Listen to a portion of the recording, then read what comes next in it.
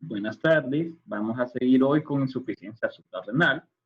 Como siempre, un caso clínico masculino de 31 años con antecedentes de hiperuricemia e hipotiroidismo, con disnea de 24 horas de evolución y nicturia.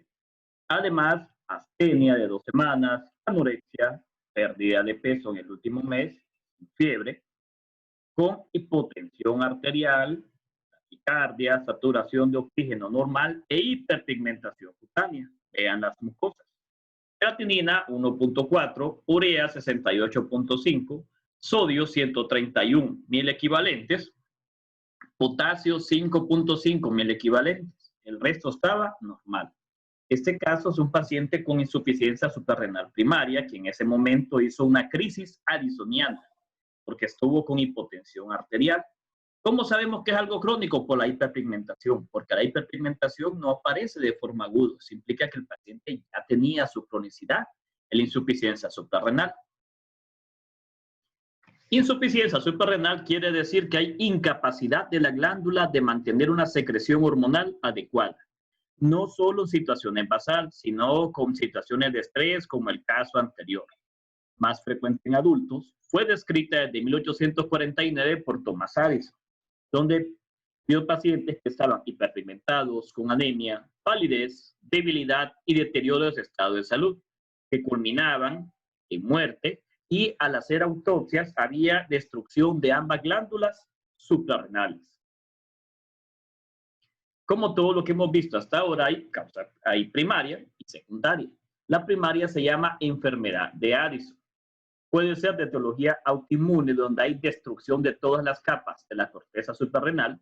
Lo observamos en los síndromes poliglandulares. Ya mencionaba previamente que estos pacientes pueden coexistir con múltiples enfermedades autoinmunes. Pueden tener diabetes mellitus tipo 1, pueden tener insuficiencia suprarrenal, pueden tener Hashimoto. También se puede ver en pacientes con hipoplasia suprarrenal congénita, pacientes que tengan tuberculosis diseminada, isquemia, pacientes que tienen choque refractario pueden causarle hipoperfusión de la suprarrenal y empeorar el choque, ya que habría déficit de mineralocorticoides, infecciones micóticas diseminadas, pacientes con SIDA y la meningococcemia. A todas esas patologías lo que me van a causar es destrucción de la corteza suprarrenal. La insuficiencia suprarrenal primaria tiene síntomas cuando se ha destruido cerca del 90% de la corteza. Las manifestaciones se van a dar, 1, por el déficit mineralocorticoide y 2, por el déficit glucocorticoide. Por el déficit mineralocorticoide se pierde sodio, agua, cloro y hay hiperpotasemia, ya que se retiene potasio. Entonces, los pacientes van a tener menos gasto cardíaco, menos volumen, hacen hipotensión ortostática, hacen deshidratación, debilidad y sobre todo cuando tienen situaciones de estrés, esto empeora. Cuando es de forma extrema las pérdidas de sodio y agua, por ejemplo la insuficiencia suprarrenal aguda, hacen choque, y choque refractario. Por el déficit glucocorticoide, no toleran situaciones de estrés, o no toleran infecciones, hacen insuficiencia cuando tienen problemas de situaciones de estrés basal, hacen hipoglicemia, letargo, debilidad, fiebre, anorexia, náuseas, vómitos y pérdida de peso. Es síntomas por glucocorticoide, por déficit mineralocorticoide. La secundaria se da por destrucción de la adenohipófisis y la terciaria del hipotálamo. Como en la secundaria y terciaria la corteza está intacta, solo hay déficit glucocorticoide. Recuerden que la aldosterona depende del sistema renina, angiotensina, aldosterona. El déficit de andrógenos está alterada tanto en la secundaria como en la primaria. Una de las causas más frecuentes de secundaria es cuando pacientes de forma crónica se les quita los glucocorticoides. Por ejemplo, si un paciente tiene una enfermedad autoinmune, o en el peor de los casos, que se haya autorrecetado el glucocorticoides y está tomando y toma prednisona todos los días o dexametasona, se aplica semanal, cuando yo de forma súbita le quito los glucocorticoides, va a pasar a ser insuficiencia. Ayer vimos que el uso crónico de glucocorticoides me puede causar síndrome de Cushing. Pero si un paciente que usa de forma crónica se los quito de un solo, hace insuficiencia suprarrenal. ¿Por qué? Porque dosis tan bajas como 30 miligramos de hidrocortisona o 7.5 de prednisona o 0.75 de dexametasona me suprimen el eje hipotálamo hipoficiario suprarrenal. O sea que suprimen la ACTH.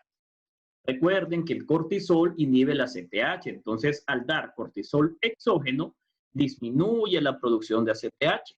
Por eso, si alguien utiliza de forma crónica el glucocorticoide, se hace reducción gradual. Por semana se va reduciendo la dosis para evitar que el paciente haga este problema. Clínicamente, ¿qué hacen estos pacientes? Pierden peso, tienen fatiga, molestias gastrointestinales, mialgias, hacen hipotensión ortostática. La hiponatremia es más marcada en la primaria que en la secundaria. La primaria tiene hiperpotasemia, la secundaria no. La primaria tiene hiperpigmentación, secundaria no. Y puede haber déficit de otras hormonas, sobre todo en la secundaria, y en la primaria puede haber enfermedades autoinmunes asociadas. Por el déficit glucocorticoide, los pacientes tienen fatiga, falta de energía, pierden peso, anorexia, mialgias, dolor articular, fiebre, hacen anemia normocítica, normocrónica. La TSH está ligeramente aumentada. Ayer vimos que en Cushing la TSH disminuye. Pueden hacer hipoglicemia, pueden hacer hipotensión arterial, hipotensión postural. Puede haber hiponatremia por pérdida e inhibición de la liberación de hormona antidiurética.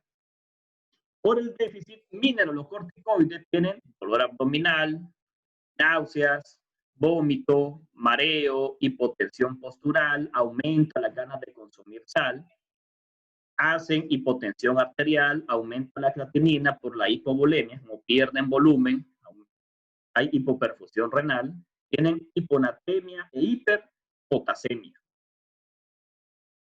Por el déficit de andrógenos, falta de energía, piel seca y con prurito en mujeres, la pérdida de libido en mujeres, pérdida de vello púbico y axilar. La hiperpigmentación es propia de la primaria y esto porque aumenta los derivados de la propia melanocortina. Ya vamos a ver qué pasa en esto. Los pacientes con primaria, recuerden, hacen déficit glucocorticoide y déficit mineralocorticoide. En la secundaria, como está intacta la corteza suprarrenal, actúa el sistema renina, angiotensina, aldosterona, manteniendo las funciones de la aldosterona. Lo que clínicamente me va a diferenciar es la pigmentación de la piel.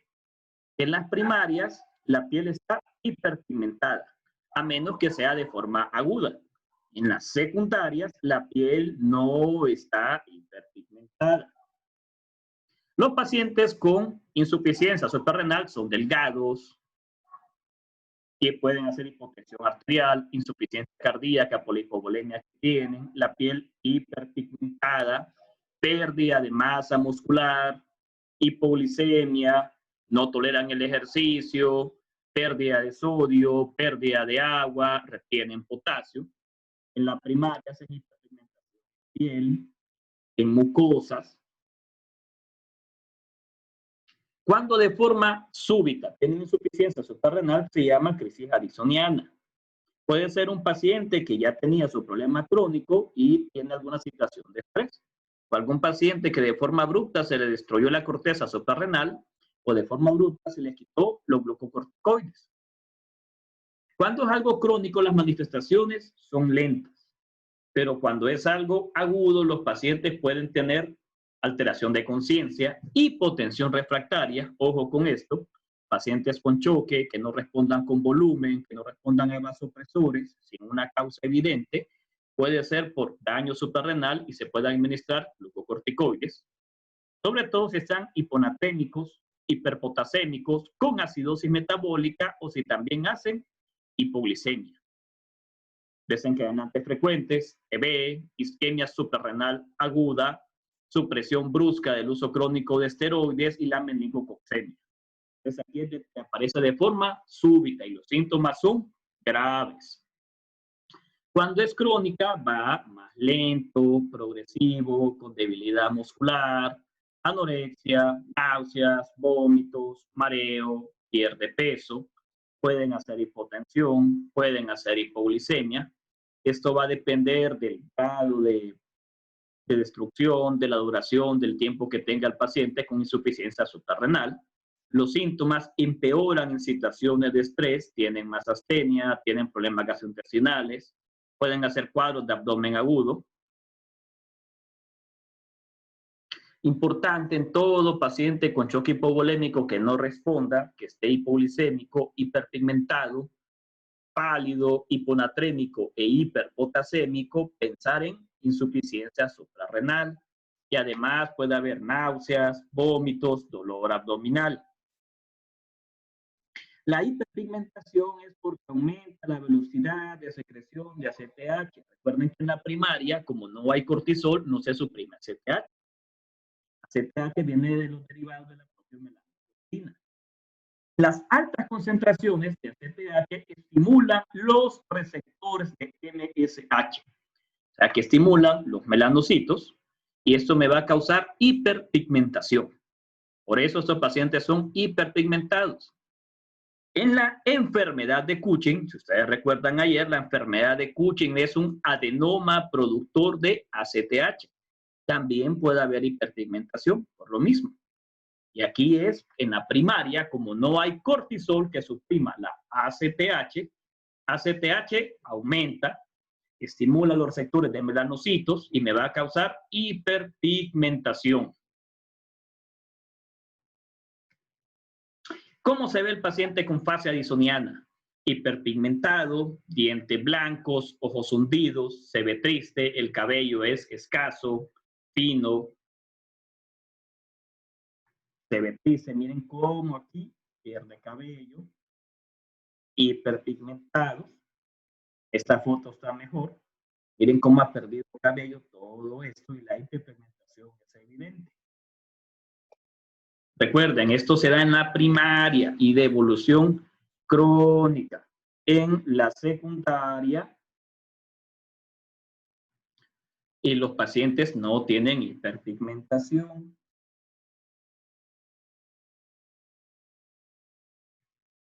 La primaria, hiperpigmentación en piel, hiperpigmentación en mucosas.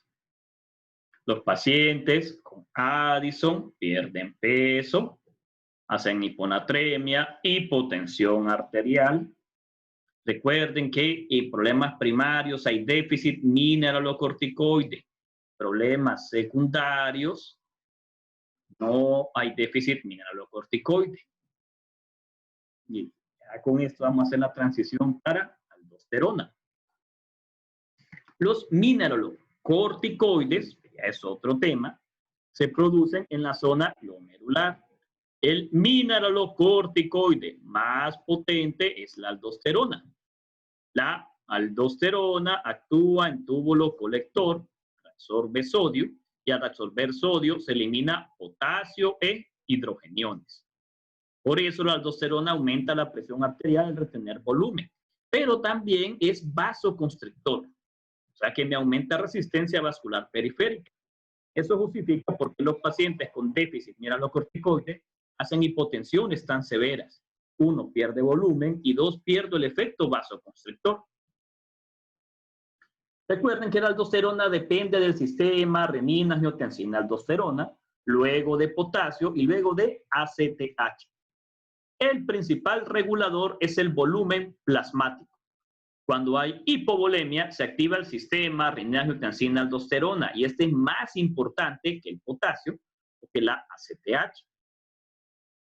Solo una vez que el volumen está normal, porque el sistema ha retenido agua y sodio, es que el potasio regula la producción de aldosterona y luego la ACTH. Si nos vamos al cuadrito de atrás, vimos que en las causas secundarias no hay hiperpotasemia, y es por esto. Cuando el potasio se eleva, entonces simple, la aldosterona se produce y se elimina potasio.